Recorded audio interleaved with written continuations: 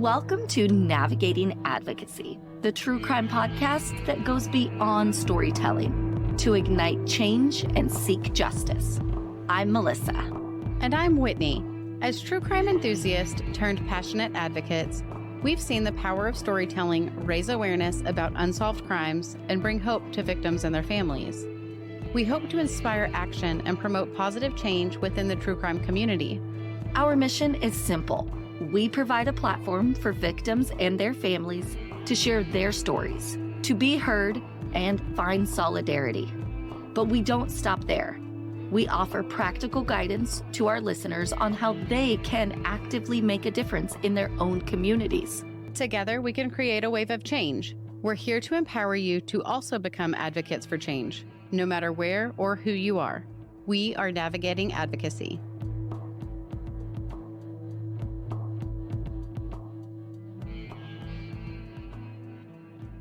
Happy Monday. Happy Monday. I can't believe that October is almost already over. It makes me sad. November and December seem to go by so quick with all of the holidays and kids' festivities. So it's pretty much the year's over. The year is basically over, and this is just my favorite time of year. It's so sad. It's so This is sad. Sorry, my facial expressions literally show everything. And so with a kid that will be going to college very soon, I'm like, oh my God, I'm getting closer. So I have slight freak out moments in my brain, and you can tell on my face. Just get out of that box. Just get out of that box. We're going to close that one back up and not talk about it anymore. But spooky season is upon us, which is my favorite season. It is Chris's favorite holiday, Melissa's husband's favorite holiday. So much happening. We are actually not having our Halloween party this year. We decided to forgo it. Yeah, That's a big choice. I know. We had a lot going on this month, and so we've been out of it. We haven't even really decorated either. We're kind of blah. It's okay to have an off year. Yeah. Take a year off. Hit it hard next year, Exactly. Oh, yes, next year. We did have an exciting announcement come out, I guess a couple of weeks ago now. We're recording a little early for this because of some trips we've got coming up. But we officially have announced Advocacy Con. We have, and it's so exciting. Everyone is being so supportive of it, and it's going to be amazing. So please go visit advocacycon.com for more information. The website is amazing. Thank you, Whitney. And see what it's all about, because we definitely want to see you there. And know that we are planning well in advance. This is not happening until the spring of 2025. We want to give everyone adequate time to plan their travel. It's in Indianapolis, so you can start watching flights now or figuring out your travel arrangements. And if you register for your tickets now, the first 100 people that get their tickets become founding members. And on top of a lot of other cool perks that we'll be announcing soon, you get that price locked in for future conferences. Woohoo! That sounds like a good deal. You know how we love us a coupon code. We do. All right, I guess we'll just jump into Alaska. Let's do it. In the blink of an eye, 3 lives were lost. 3 families suffered and 0 arrests were made. It happens all too often. These cases will make local news for a few weeks, and then, without any updates, the publicity tapers off until the victims' names are no longer talked about between strangers. Only the families and their friends are left with a daily reminder of what is missing, their loved one. That is why we are navigating advocacy in Alaska this week. Wasilla is situated approximately 43 miles northeast of Anchorage. It is the 4th largest city in Alaska, with a whopping 9,500 residents. Wasilla's economy is diverse, with a mix of retail, healthcare, government services, and small businesses. Agriculture also plays a role in the local economy, with some farms producing vegetables and other crops in the area. Wasilla is known for its connection to the Iditarod Trail Sled Dog Race. The headquarters is located here, and the race typically starts from nearby Willow Lake. And this famous race covers over 1,000 miles across Alaska. The crime rate in this small town isn't that great, rated a 7 out of 100 on neighborhoodscout.com. The chance of becoming a victim of a violent crime is 1 in 150, and it pretty much has the same issues as other small towns its size. Not much to do, people getting bored, resulting in more drug use and property crimes, that kind of thing. Today's case is a little different. Instead of one victim, we have three. We have Donna Marie Campos, Michael Attwood, and Alyssa Jimenez. There wasn't a lot of information about who these people were before they were brutally murdered, but I'm more than happy to tell you about what I did find. Donna Marie Campos, also known as Marie Anderson, so I will refer to her as Marie throughout this episode. She was 37 years old at the time of her death, and she grew up in Big Lake and Wasilla area. These towns are about a 17-minute drive from each other, so very close. And considering how small each of them are, I'm sure they hung around pretty much all the same type of people. In high school, Marie would volunteer at the local nursing home. She was a person with such a big heart. Life was not without challenges for Marie, that is for sure. She had some type of illness, and as much as I tried to find out what exactly, it just wasn't out there specifically. But this illness made Marie vulnerable and easily exploited.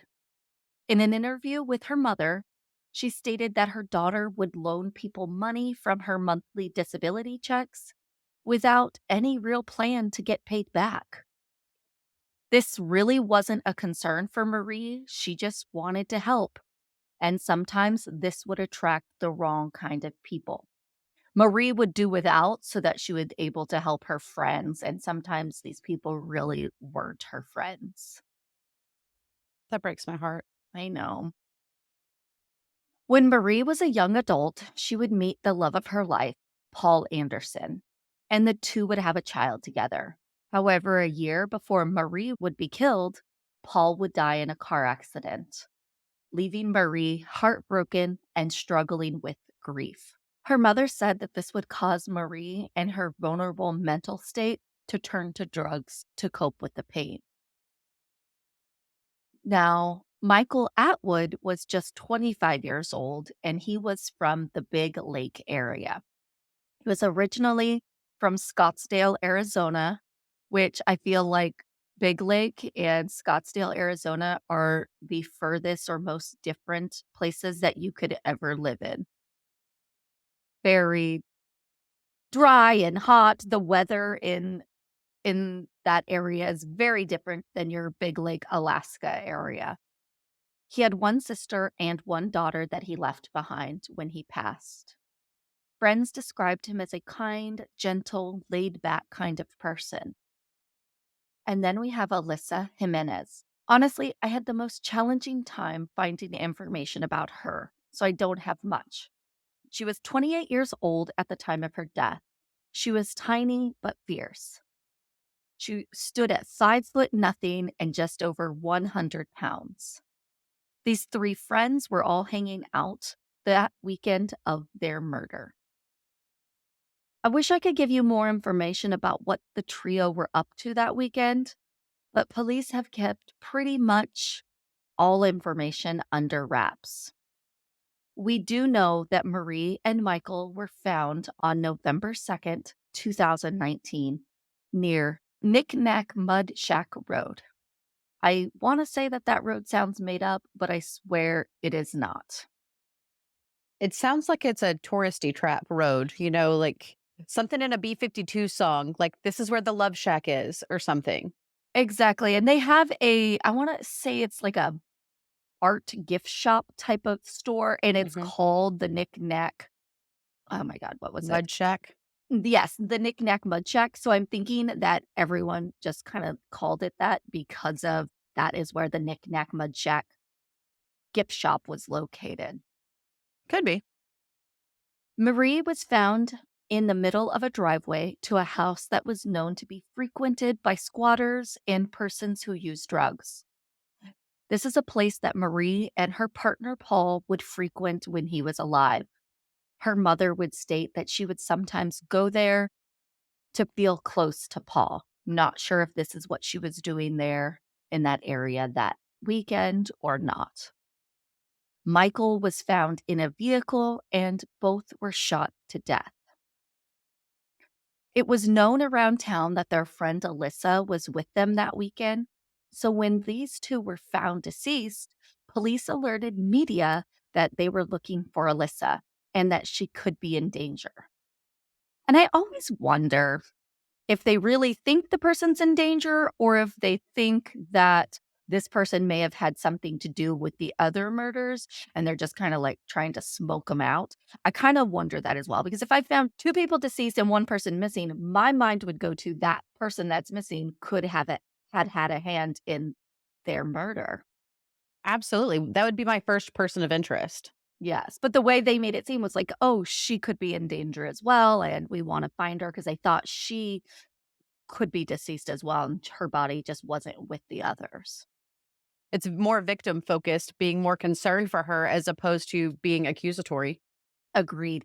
And it could also help them if she did do it, smoke Sure. her out and get her to come forward, be like, "Oh yeah, I'm fine. I don't know what happened." Kind of like I am a victim of all this. So the last time that Alyssa had been seen was around 12:30 to 1 a.m. on Saturday near Twilight Drive.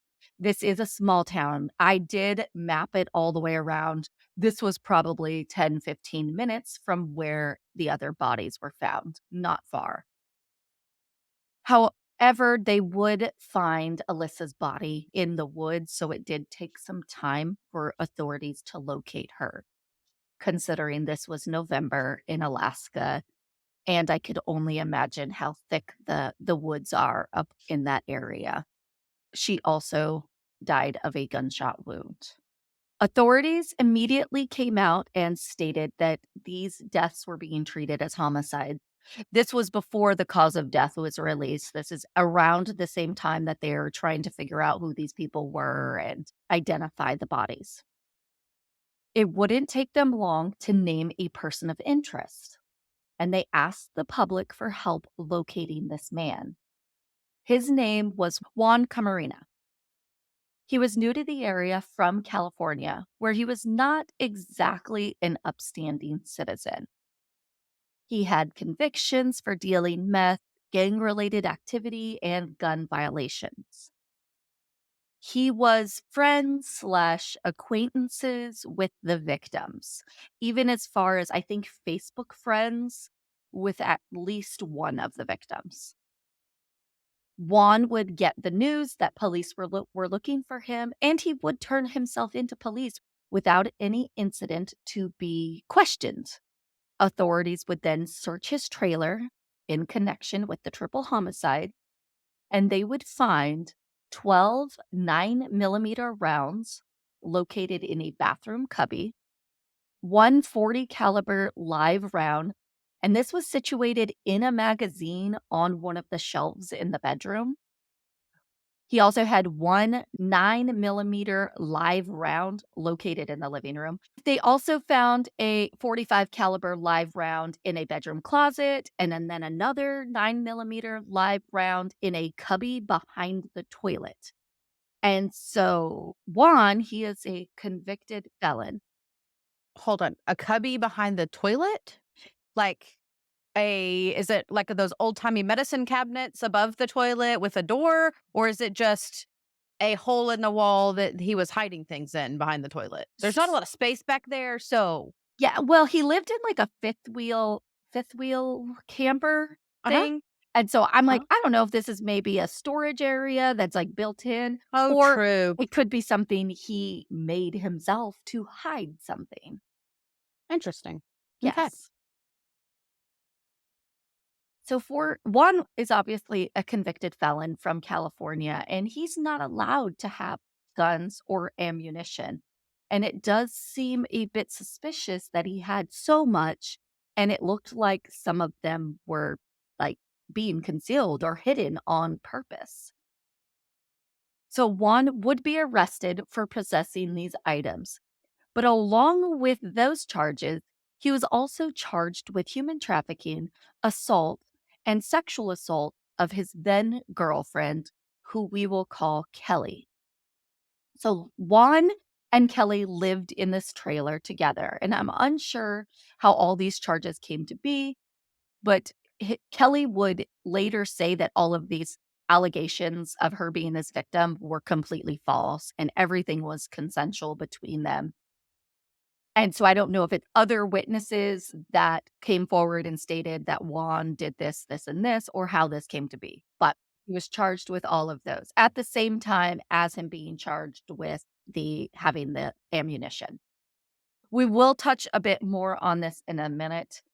But another issue was that one of the bullets found in his trailer was the same caliber as the casing found at the murders. Now, I know some of the, well, I'm not a gun person, but I know some of these are very common guns and ammunition. So, like a 9 millimeter, isn't that like something a lot of That's people one have? of I mean, a 9 millimeter and a 22 are, like, the most common Yes. gun that you own.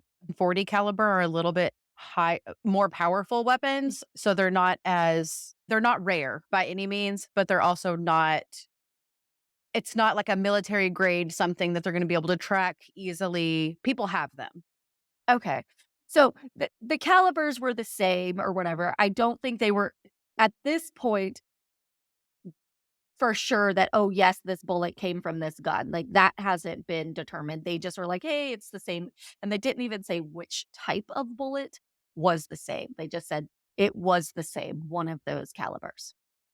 Okay. So they didn't do ballistics testing or anything like that, which I mean, on the spent rounds, you can do ballistic testings on the unless the live round has been cycled through the gun, you're not going to have any sort of striations or anything to test.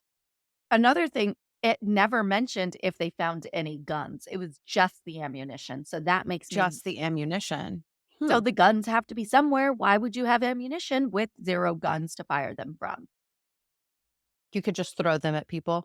I do want to make a point that Juan has never been charged with anything concerning the murders of Marie, Michael, and Alyssa, but the suspicion has never died out.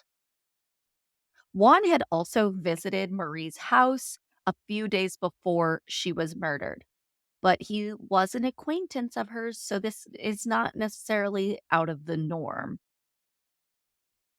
I Okay. found a change.org page from this Kelly, which was Juan's girlfriend at the time. And she's trying to get Juan out of prison. So she made this change.org page about it. And I'm going to read her statement verbatim on this site. This is just what she's saying. This is not truth or could be. I'm not quite sure. But I just wanted to read what she said about this whole incident. She states, on November 7th, 2019, Juan was wrongfully taken into custody for being wrongfully accused of being a possible suspect to multiple crimes. He is cleared of all charges now except for the few that involve me. She states her full name here, which I'm not willing to do. Now I'm going to continue on with her statement. His fiance as a victim, which I am not. I do not want to press charges as Juan did not do the things the state is falsely attempting to charge him with. He has never done anything to intentionally cause me harm or even made me think or feel unsafe, not even for 1 second. He is not a danger or a threat in any way, shape, or form. He has not done any of the crimes that they still insist on attempting to charge him for.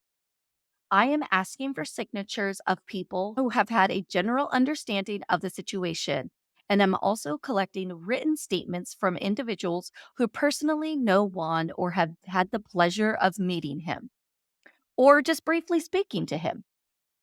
Explain what kind of experience it was, what kind of person he is, how he was towards you, and the situation. I love him and need him to come home. Please help me make this happen. Thank you for your time and support. End quote. She does leave her personal information, I believe her email address and address to get these letters sent to her. I read this and I have multiple feelings. I do think she could be a possible victim, possible um battered woman syndrome, that type of thing where she's still just fighting to be with him. When did she create this petition? Uh Like, how long after? Not long after at all. And it's still up, but I she hasn't been on there, I believe, since 2020, or there hasn't been Okay, any update on it since 2020. So this could be vastly different from how she feels now. okay, Remember, this all happened at the end of 2019. So, I mean, it's relatively recent, but some stuff has happened since then. sure. Here's what was put out about these charges against Juan. Okay. Apparently, he pointed a gun at Kelly. She now claims that it was because a rabid animal was behind her and Juan was pointing it above her head to protect her, is what she said. This makes me believe that there were witnesses who saw him point the gun at her, and she has to like have a story of why he did this. Well, how else would anyone know unless Exactly. there was witnesses? Yeah. I mean, unless she came forward at first and then changed her story later on. I don't And I it's just mean, it's weird how it all came to be, that's for sure. and it seems like such a I don't wanna say it's an interesting thing to choose, like, there was a rabid gun above my head, or I'm sorry, a rabid animal above my head or behind me, so I don't It's know, weird. It is it Alaska. seems pressured. It It is does. Alaska, and there are wildlife there, lots of wildlife there, but it seems like an interesting Yeah, story. Mm, agreed. I don't know. Okay. I'm not trying to, like, victim blame her by any means. It's just like that what an interesting turn of events that suddenly there was a rabid animal. And it doesn't It seems like a necessarily. more of a panic situation. It does. It doesn't really seem plausible, and yes, she's still a victim, and these things may have happened to her, and not putting the blame on her at all, but I also think she might be trying to cover for him. Either she's threatened to Sure. cover for him or other things. Yeah, absolutely. Uh, so, obviously, the police believe something different happened. That's why they were pursuing these charges. Juan was also accused of sexually assaulting Kelly in the living room of that trailer that they shared in September. So this was prior to the murders occurring.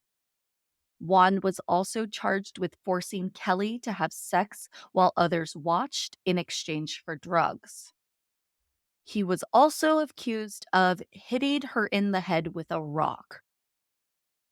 So all of this, there's obviously other people involved. Other people witnessed these actions, and I think that's why it led to the arrest. And I'm hoping they were investigating the situation up until this point of where he's arrested, and then they're like, "Hey, let's now just charge him. We already got him on the ammunition charges. Let's add everything together and see if we can get him off the streets for a bit while they're still investigating the triple homicide."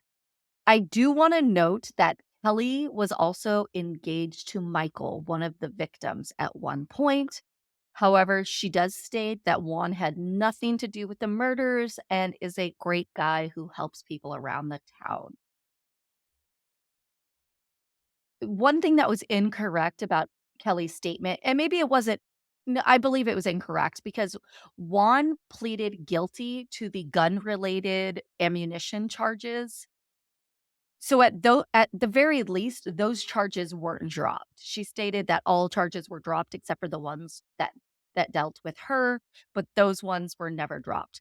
I have I was not able to find anything that went forward with all of the human trafficking and the assault charges. So I am going to assume that those possibly have been dropped because she wasn't cooperative and possibly Mhm. it's a he said, she said kind of thing. That would be much more difficult to prove than obviously the ammunition in his trailer.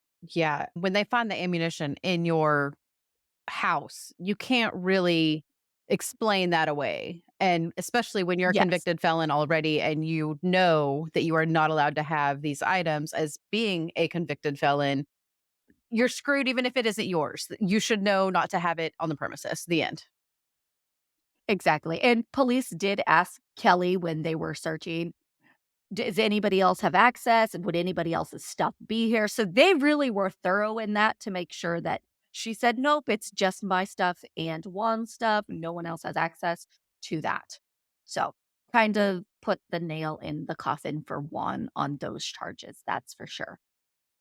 He was sentenced for those crimes and he received a maximum of 10 years in prison. He had to pay or has to pay, 'cause he probably hasn't yet, $250,000 in fines. He will undergo up to 3 years of supervision following his release. And of course, he's still in prison for that sentence. But this is honestly where this case stands. Juan is still a person of interest and has been in jail since right after the murders occurred. And besides a few news updates on the status of Juan's court hearings, there hasn't been much happening regarding the brutal murder of three people. Want to hope that the investigation is still ongoing and they just realize they have time right now if they're zeroing in on Juan before he gets out of prison to like fully bring up the case. Which I don't mind when things like that happen. When you have time, the person's off the street and cannot hurt anyone else. Police and investigators are literally trying to get as much evidence as they possibly can before they put the charges to Right. that Make sure person. you have a solid case before attaching it to anyone. Exactly. Yes. One thing that I know they did have, Juan had 2 friends that corroborated his alibi, saying he was in the fifth wheel trailer, he was on that property at the time of the murders, but I'm sure that they can get those people to flip with some kind of deal if Juan is the one that did it. Mhm. There's literally been nothing about these 3 since then. Very few articles are directly about them, and a lot of them are about Juan and his history in California and what's coming up. But if you have any information, please contact the Alaska State Troopers at 907-352-5401. And that is it for Alaska. Wow. Alaska, the last, what is it? The last frontier. That is, yes. Oh. It's just such a sad case that these 3 people and their families just have nothing. Right. Well, We will post flyers, get it out there in the Alaskan area. People know this is a small community that people know Juan, people might be covering for Juan, or people might know what these 3 were up to that weekend and who they were in contact with. So just getting their pictures out there, showing that there are people that still care and want to see some justice for these 3. That would be the best thing in this case. yeah. And if you were there one of those nights or saw something, you were one of the witnesses, please come forward and talk to police. Exactly.